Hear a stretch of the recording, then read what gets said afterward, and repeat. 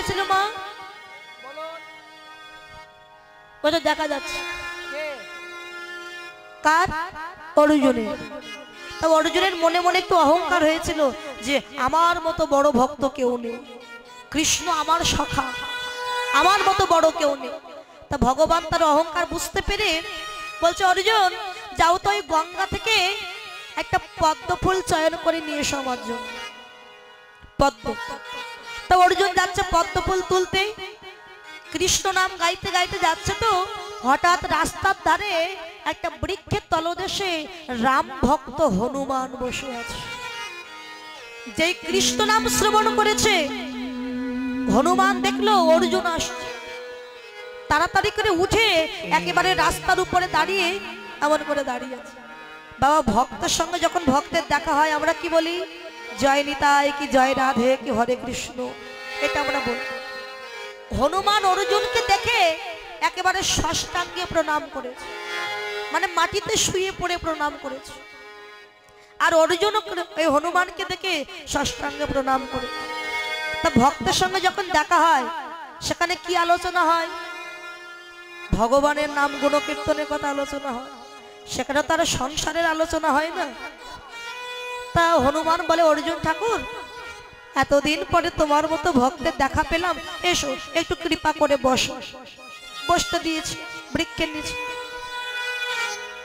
তো অর্জুন ঠাকুর এতদিন পরে যখন ভক্তের দেখা পেলাম, তা তুমি একটু তোমার প্রভু কৃষ্ণের কথা বলো, আর আমি একটু আমার প্রভু রামের কথা বলবো। মানে যে যার ভক্ত। বাবা, দুইজন কিন্তু একজনেরই ভক্ত, তবে একজন কৃষ্ণ মূরতির ভক্ত, একজন রাম মূরতির ভক্ত, তাই তো? দুইজন দুইজনের ভক্ত। তা বসে আছে, বলছি একটু কৃষ্ণের কথা বর্ণনা কর। অর্জুন বলে, জানো আমার ভগবান শ্রীকৃষ্ণ কংস কারাগারে আবির্ভূত হয়েছিল, এরপরে নন্দালয়ে নিয়ে গেল, অগাসুর বগাসুর বধ করলো, 6 দিন বয়সে পুতনা রাক্ষসীকে বধ করলো।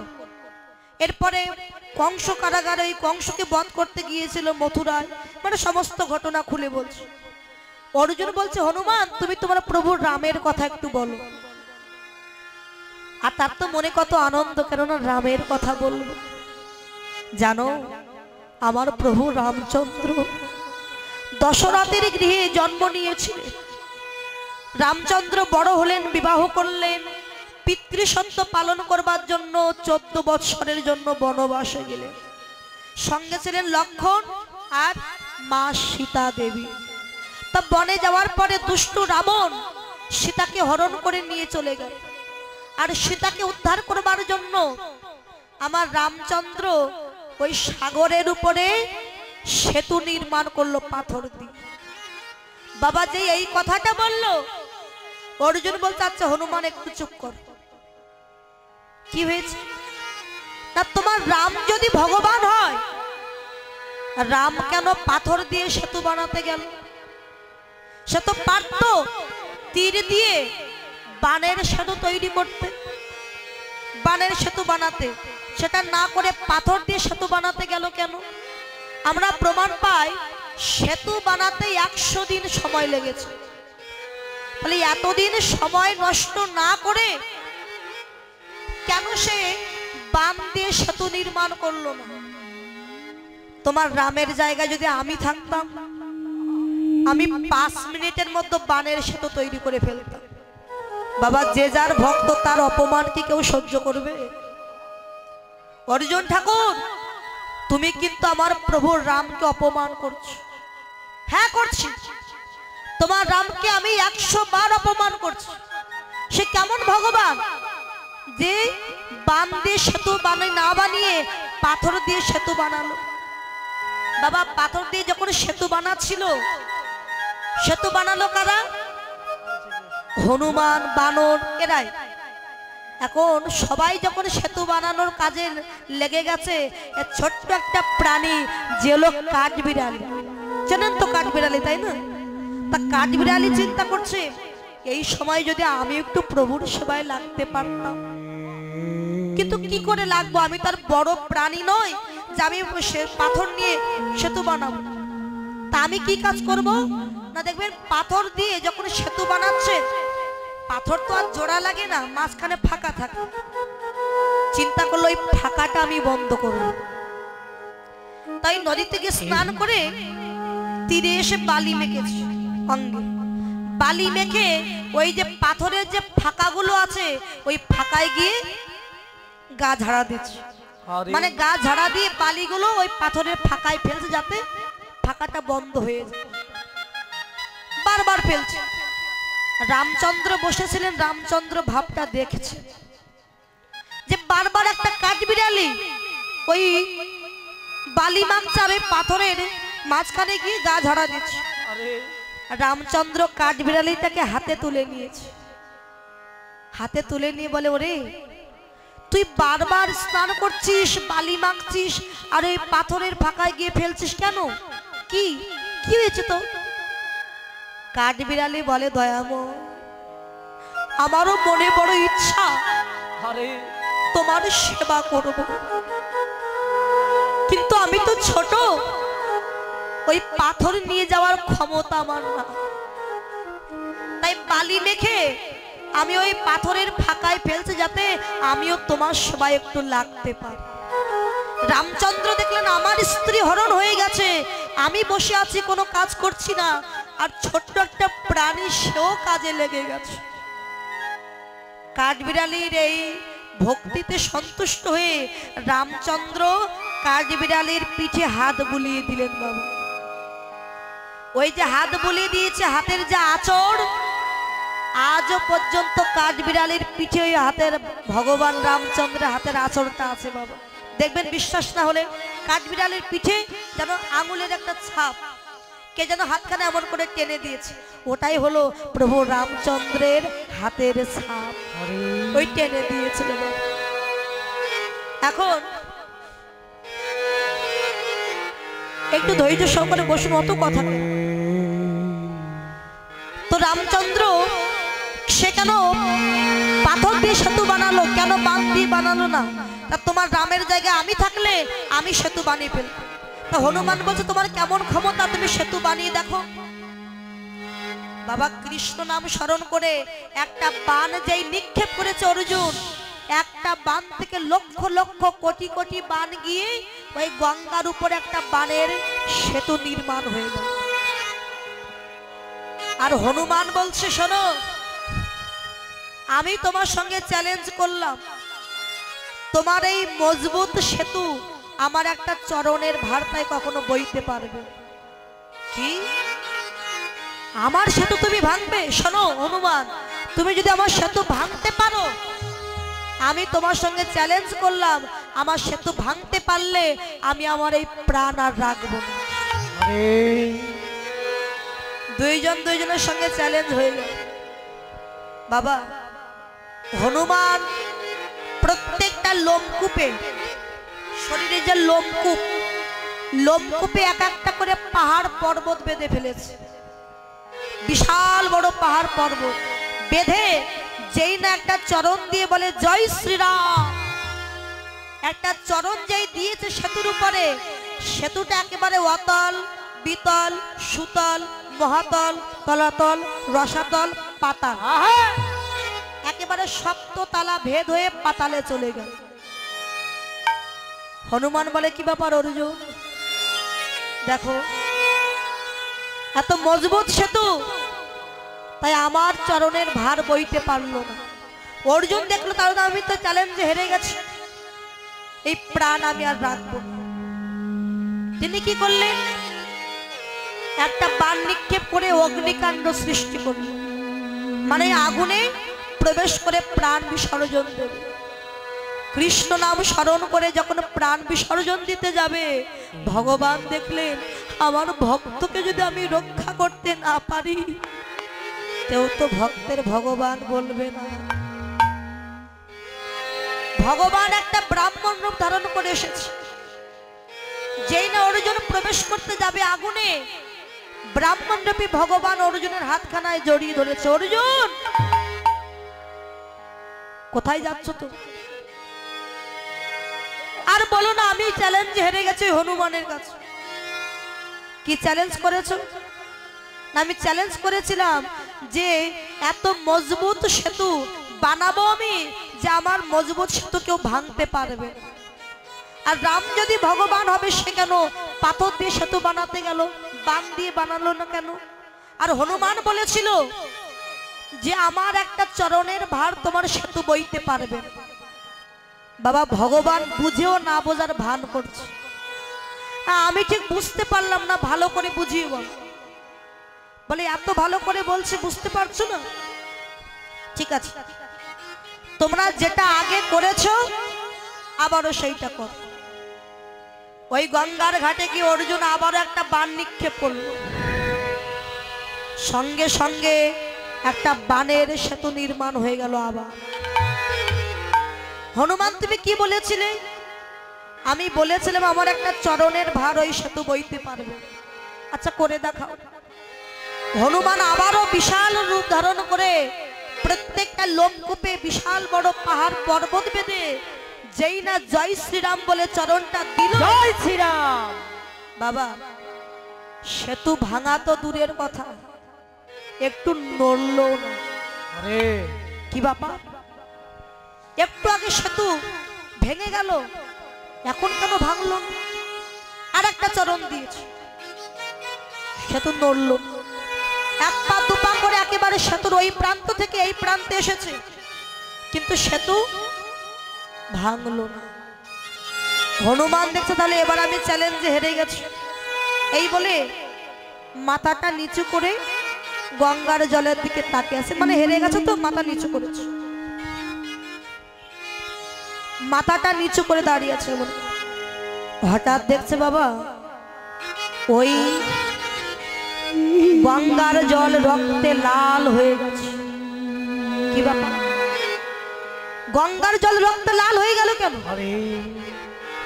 হনুমান আবার নিজের স্বরূপটা ধরে ছোট হয়ে যেই না গঙ্গার জলে ঝাঁপ দিয়েছে, দেখে গঙ্গার জলে ওই বানের সেতুখানা কাঁধে নিয়ে স্বয়ং ভগবান আবার দাঁড়ায় আছে।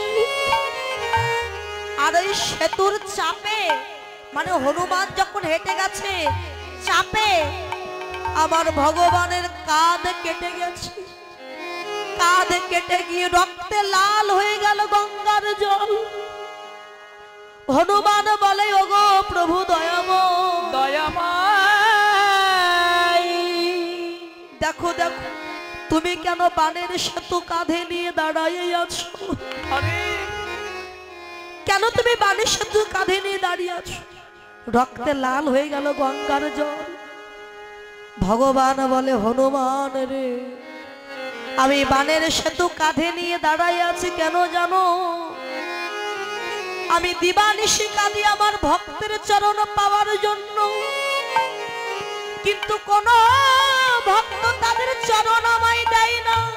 আরে তাই সেতু কাঁধে নিয়ে যখন দাঁড়াইয়েছিলাম, তুমি যখন সেতুর উপর দিয়ে হেঁটে গিয়েছিলে হনুমান, তোমার চরণ ধুলি আমার অঙ্গে মেখেছি। তোমার চরণে ধুলি আমার অঙ্গে মেখেছি, আমার অঙ্গে মেখেছি। আমার এমন ভাগ্য,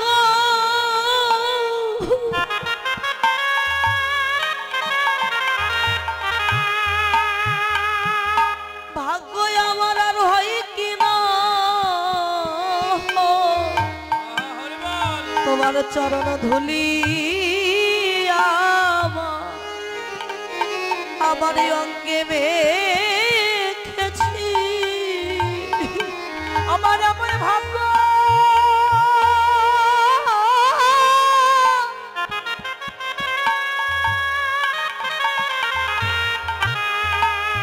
আমার এমন ভাগ্য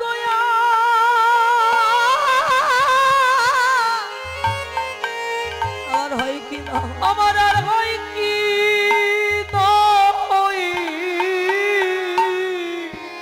তোমার চরণ ধুলি আমার চরণ ধুলি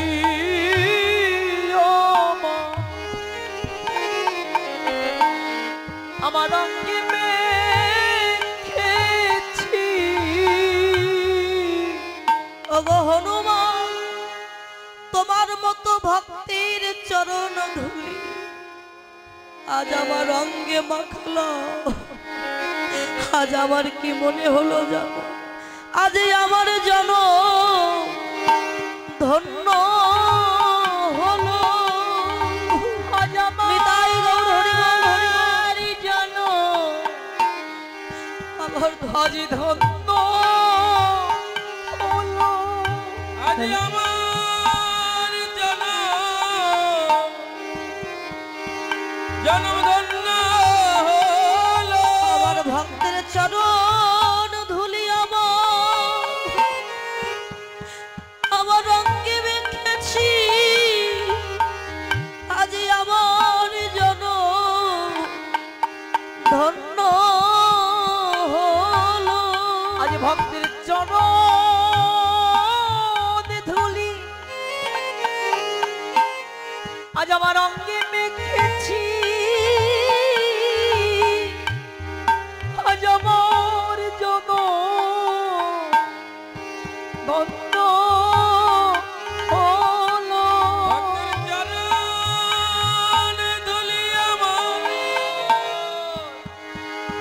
ওরে অঙ্গে মেখেছি আজ আমার জন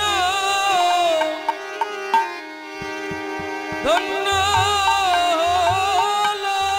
একবার দাও দাও তোমার চরণের ধুলি। একবার দাও দাও তোমার চরণের ধুলি। চরণের ধুলি। ধুলি মেখে জানো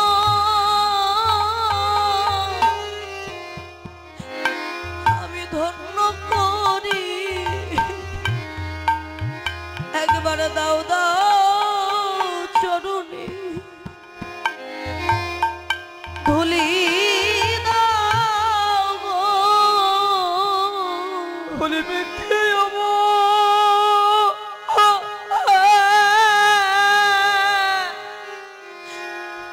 জনম ধনম ধন্য করি।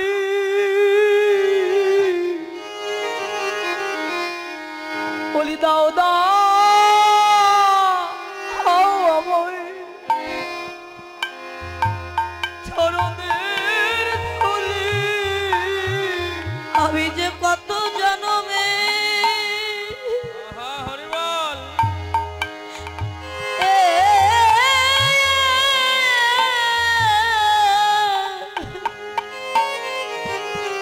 আমি অপরাধী। একবার দাও দাও চরণে ধুলি দাও গো। আমি কত জনমে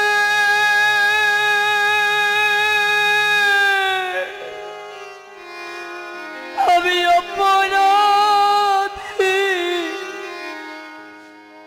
বলি দাও দাও আমায় চরণের ধুলি। হনুমান, আমার মনের আশা কি জানো বলো প্রভু? তুমি তো আমার রাম মূরতির ভক্ত, আর অর্জুন আমার কৃষ্ণ মূরতির ভক্ত, তাই মনের বাসনা হনুমান তুমি অর্জুনের সঙ্গে আর কোনো দ্বিধা দ্বন্দ্ব রেখো না, তোমরা এক হয়ে যাও। আমার মনের আশা। হনুমান ছুটে গেছে অর্জুনের কাছে। অর্জুন ঠাকুর, আমি হয়তো তোমার সাথে অপরাধ করেছি। অর্জুন বলে, না হনুমান, আমি তোমায় দুঃখ দিয়েছি, কষ্ট দিয়েছি বলে আমার দর্পচূর্ণ হয়ে গেছে। হনুমান রে, তুই যে পরম ভক্ত, কেন আর দূরে দাঁড়ায় আছি? একবারে আয় ভক্ত, ভক্ত সঙ্গ করি। একবার আয় ভক্ত, ভক্ত সঙ্গ করি। আমার এমন ভাগ্য আর হয় একবারই আয় ভক্ত সঙ্গ করি। আমার এমন ভাগ্য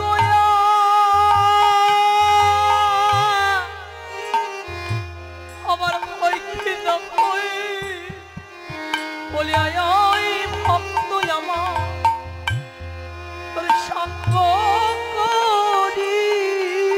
হনুমান একবার আয় আমার হৃদয়ে। ভগবান বললেন, হনুমান আমি চাই তুমি সদা সর্বদা অর্জুনের সঙ্গে থাকো। তাই হবে প্রভু। এমনকি যেদিন কুরুক্ষেত্রে যুদ্ধ হয়েছিল বাবা, সেই যুদ্ধে অর্জুনের রথের যে ধ্বজা ছিল ওই ধ্বজায় স্বয়ং হনুমান বিরাজ করেছে। তাই তো সেই রথের নাম হয়েছিল কপিধ্বজ রথ, যেটা হনুমান স্বয়ং বিরাজ করেছে। তা আত্ম অহংকার করলে ভগবান তার অহংকার চূর্ণ করে দেয় বাবা।